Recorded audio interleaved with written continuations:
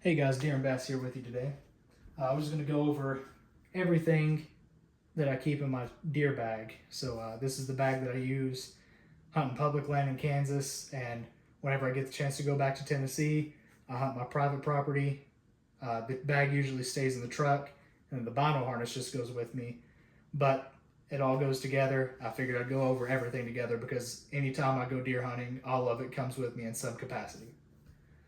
Starting off with the bino harness, we'll go with these knobs first just because I've already got them pulled out. These are just a couple of Gerber's replaceable blade top knives. This is the scalpel version. I like using this to cape out the deer a lot because the rounded blade at the edge helps you get up underneath the hide and really just cut it back a lot smoother, and you're not cutting holes into it or anything. And this is just a box cutter that I need to replace the blade on because it's getting used up, but I use this to get my initial cuts in because that sharper point on a fresh blade, it just gets in there a lot smoother. There is a third knife. It doesn't go with the bino harness, but mine broke on me, so I've got to get a new one. But I do usually carry a larger fixed blade knife to help get me through the chest, the breastbone, and to saw through the pelvis. I'll kind of hack at it at both sides, get through it to finish pulling everything out. Moving on to the rest of the bino harness though, on the same side of the knives, and as you can see, this thing's beat up and used. Probably about time to get a new one, but I just love this one so much. It's kind of hard to let go, but Windicator in this side with both knives. And then on this side, I keep a Vortex rangefinder. This isn't the one that has the illuminated crosshairs. This is just like their base, almost entry level model of rangefinder. It's ranges out to like 800 yards max, so it's like they're like literally lowest of the low.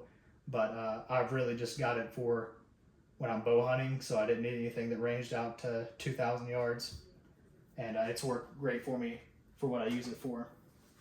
Then on the inside, the binoculars that I use, if you can't tell, I'm a Vortex fanboy. These are the Crossfire 10x42 binoculars. I really like these, very clear. Huge upgrade from what I was using before for the longest time. Since I was very young and just started getting into deer hunting, I was just using some Bushnell, like the little ones that you get at Walmart for like 20 bucks. And finally got a job, got my own money, and got something that was significantly better than that. Moving on, I'm gonna get this a little more organized over here so we can fit everything up on the table. Moving on to the main pouch, the bino harness, before I get where I'm hunting at, will stay inside the bag. And then once I get there, if I'm hunting in Tennessee, I will just pull the bino harness out because it's got my knives, my binocular, my rangefinder, everything that I need to hunt my private property back in Tennessee is in that bino harness. If I'm hunting here in Kansas, everything that I need for public land is inside this bag and in the harness. A lot of this stuff is backup stuff, just redundancy stuff, because weather here in Kansas can be kind of back and forth. You'll leave in the morning, it'll be cold, and then midday it'll be hot again. Then by the time it gets about 4 o'clock, it's back down to freezing. So I like to make sure that I have plenty of backup stuff in here in case I get hot and take my shirt off or something, my hoodie, and it's soaking wet. It's not going to keep me warm anymore. Whenever the sun starts going down, I've got backup stuff for stuff like that in here. So first thing I have is a fleece hoodie. I don't know the brand of it. I got it at a small store. It's a store brand from a store back in Tennessee, but the fleece and like how warm it keeps you is awesome. I paid like I think 20 bucks for it at a Rural King in Tennessee, and it was like the best $20 that I've ever spent on a hoodie. It stays in the bag because, like I said, hunting here in Kansas, some days you'll go out in the morning, it's cold, you'll put your hoodie on, you'll be sweating by lunch, so you'll take off the hoodie. I like to put something dry back on. I don't like to put my damp hoodie back on. So I'll pull this one out and put it on, and then I just kind of cycle out between two hoodies every time I go out to hunt, usually out here in Kansas, unless it stays cold all day, of course. But moving on to the next thing, I keep a pack of scent wipes,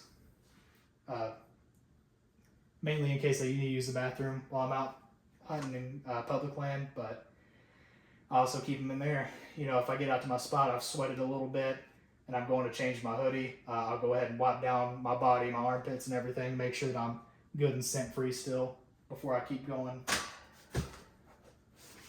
Keep a pair of Carhartt semi-leather gloves in there. That's mainly for like dealing with barbed wire. If I need to like pull back some, there's a lot of like thorn thickets out here in Kansas. So if I'm trying to cut away a tree branch, it's wrapped up in thorns, I'll grab it with that and saw it off or hack it off with a knife or something. But these are really nice to have in here. I'm just gonna move this over a little bit. And down at the bottom, I have just an old, this is like the first orange vest that I ever got. It's beat up and like nearly destroyed. But I just keep this in here as a backup in case my primary vest rips or I drop it while I'm tracking a deer out of my bag or out of my pocket, wherever I've got it, and I lose it. I've got a backup. Once I find the deer, I can get it back on. I usually don't pay a whole lot of attention to stuff once I find a deer trail, a blood trail, and I'm going after the deer. So I have a tendency to drop a lot of things, lose a lot of things, and I like to make sure that I've always got orange on. So if I drop it, falls off my back or whatever, something pulls it off, rips it, this one is still all put together. So I can take that one off and put this one on to keep me good until I get back to my truck. And that's all for that pouch. So we'll move on to the next little pouch here. First thing on top, field spray. Again, that's two reasons I keep that inside the bag too, is if I leave the truck and I forget to spray down, which happens all the time for me while I'm public hunting here in Kansas, I get ahead of myself, get excited, and then leave the truck, realize I didn't spray myself down good. So I keep it in here now, that way I don't have to go all the way back to the truck. You know, I might be 700-800 yards into public land and then have to stop and go all the way back to the truck. Instead, I just pull it out of my bag, spray down good, and then get back into the walk to where I'm hunting at. I also keep a tourniquet in here. I'm a big believer in keeping a tourniquet in the hunting bag, or at least on your person while you're hunting. You never know when an accident could happen.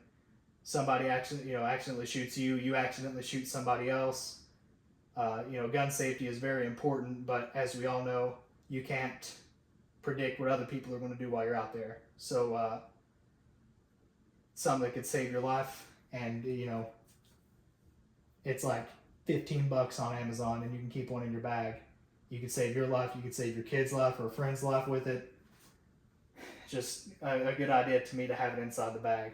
That one's still wrapped up because that's a fresh one. I put my other one in my truck, but moving on from that now.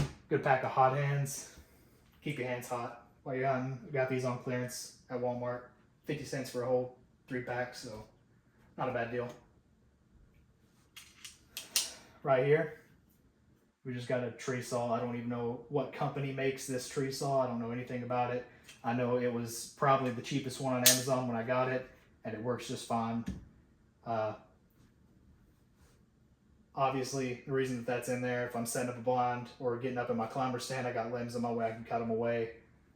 And sometimes, I've never used it for this, but I have seen people use theirs for this, to cut through the pelvis bone whenever you're gutting them out and pulling all the intestines and everything out the back.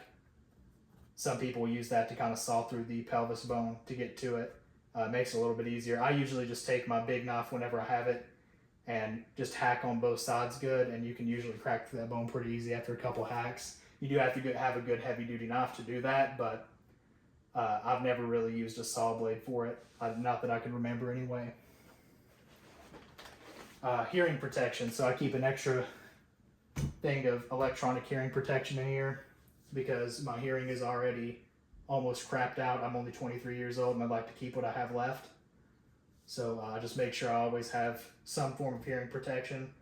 Usually I also have like couple little packs of foamy earplugs too, just in case, but I found that I tend to not lose these because they're rather expensive. So I usually just keep this in here, and I've got a nice pair of Bluetooth ones that'll pair up with my phone so I can answer phone calls and stuff on them. That's my primary ones that I use.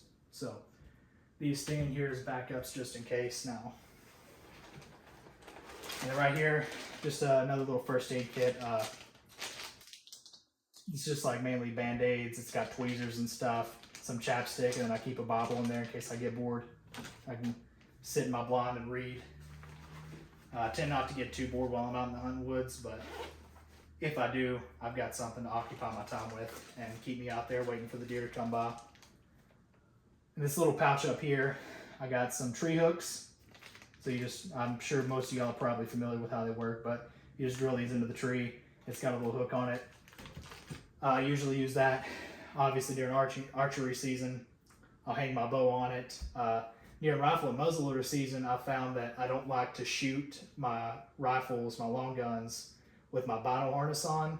So I'll actually find a spot that's good and close by to hang that, keep everything open on it, and then I can still get to my binoculars and my rangefinder easily, but it's out of the way so that I'm not, bumping my stock on my bino harness and having a hard time getting a good cheek well to shoot. Next up, I just got a little headlamp.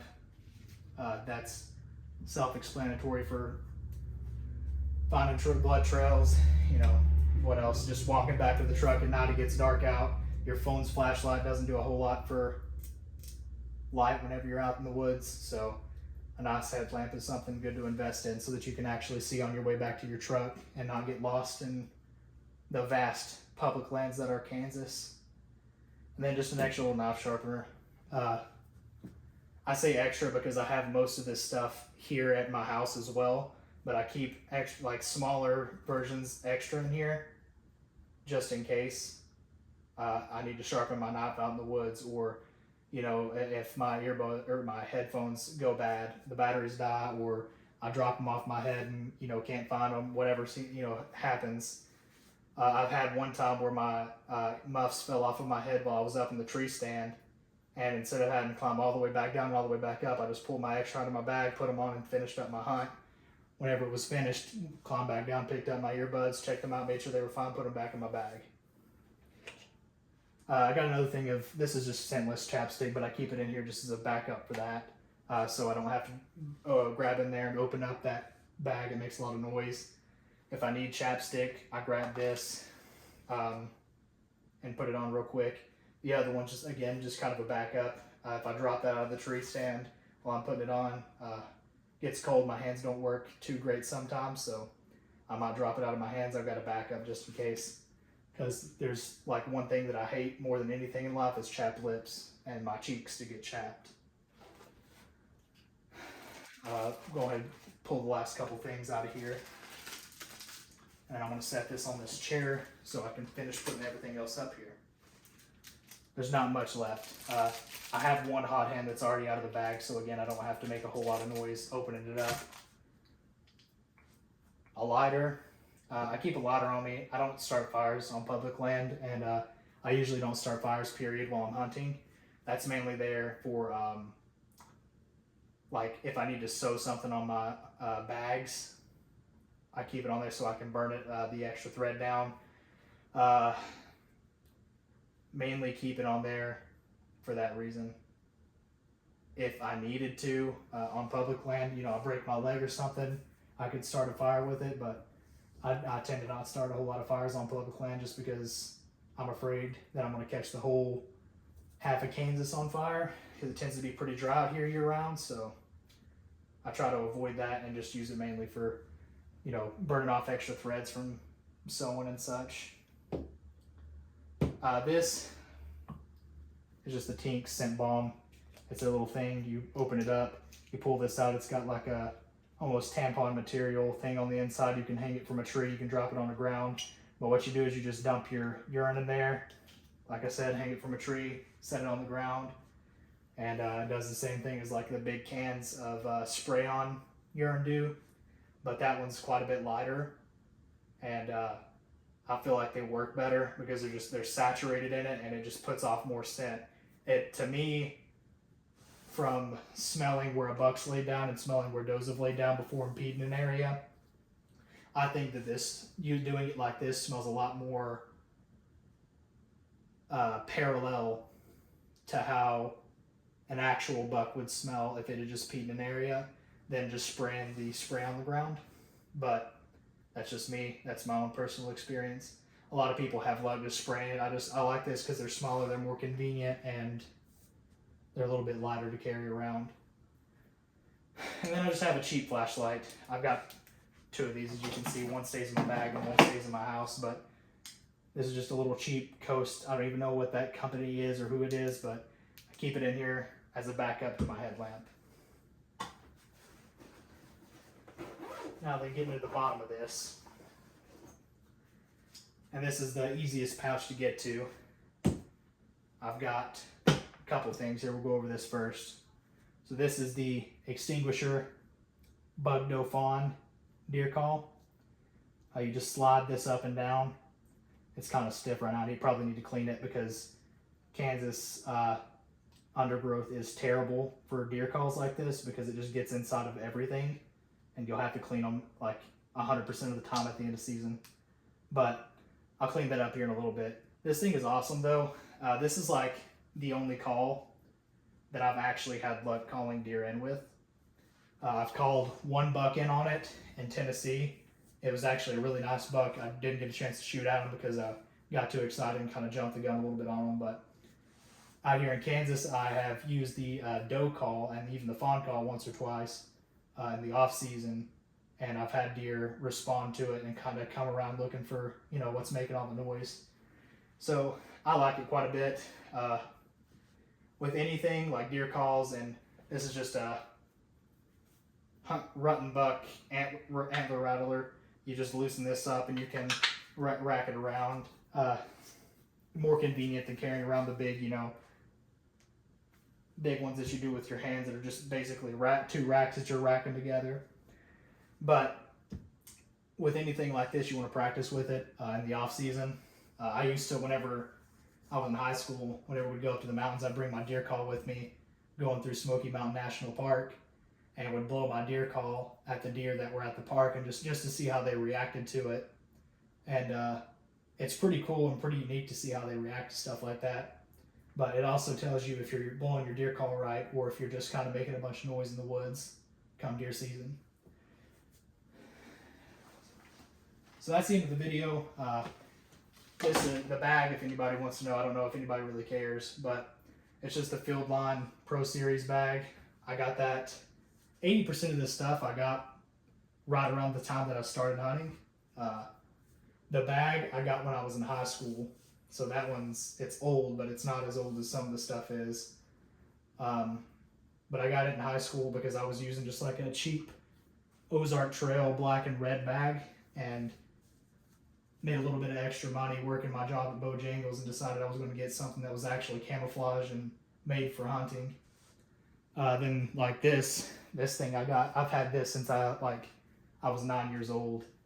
This thing's old, like old now, but it's still put together, it's still held up, so I'm going to keep using it until it's threads on the ground, basically. That's basically the whole video, guys. Let me know if you guys like these little videos like this. I know I'm not, you know, some pro hunter or somebody that's even well recognized on YouTube, but I hope to one day be one of those guys that are well recognized on YouTube and maybe even have my own hunting channel one day. I'm working on getting different videos for you guys of me actually hunting and shooting guns and doing all kinds of outdoorsman stuff like that. So let me know how you like the content. Let me know if you have anything that you guys put in your bag that, you know, I might be missing and you think might be a good addition. The reason, like, this is obviously just a whitetail hunting bag, so I don't have stuff for like camping. I don't have, you know, camp stoves and tents and, you know, extra, you know, 9 extra pairs of socks in here. If it's like really wet outside, like it just rained or snowed, I'll put 1 extra pair of socks in there just in case. but usually I'm wearing my waterproof mud boots when I go out. So if I don't sweat that much, my socks are going to be pretty dry by the end of the day. And I don't stay out in the field, you know, for 4 or 5 days at a time whenever I'm whitetail hunting. You know, I go out to public land. I find a good big piece of public land out here in Kansas. I'll find a good, you know, medium spot where on Onyx where I think some deer might be. I'll go sit up on a hill or watch a tree line out in the field, or you know, just find somewhere where I feel like deer either early morning or late afternoon might cross, and I sit there for the day. And if I see something that I want to kill, I kill it and bring it home, or I miss it and don't bring it home, or I don't see anything. I got to go out and find a new place that I might not hunt it again, or I might come out the next time and try. You know, just it's all about the adventure for me, really, and just looking around, seeing what I can find, seeing what kind of places I can find to hunt, and just enjoying my time while I'm out there. But if you guys enjoyed the video, like, comment, subscribe. I'll try to get some more content for you. And if you have any questions, just leave them in the comments. I'll answer as soon as possible.